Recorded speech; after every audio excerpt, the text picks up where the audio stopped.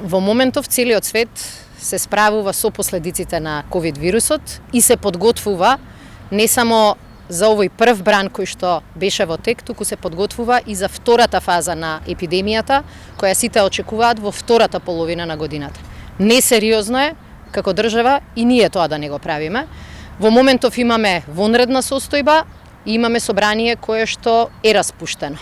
Сметаме дека врвна одговорност е државата да обезбеди целосно функционирање на своите институции и да се подготви за вториот бран на епидемијата.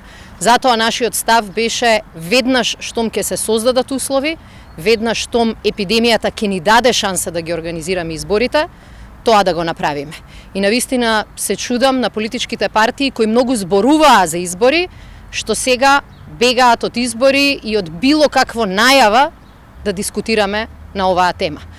Само во тек на 6 дена ВМРО ДПМН излезе со два сосема спротивни става по вонредната состојба.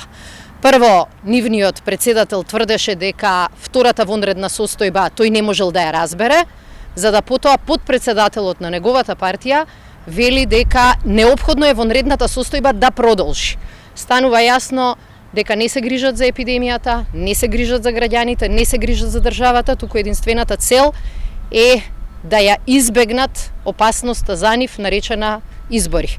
Свесни се дека граѓаните ги памтат не само поранишните политики, туку го памтат фактот дека во период на епидемија тие се трудеа да тераат политика, а не да помагаат на државата да се справи со ова зло.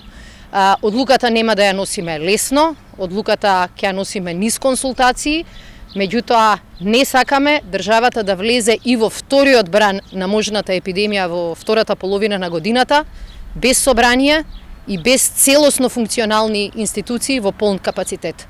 За тоа сметаме дека се неопходни избори.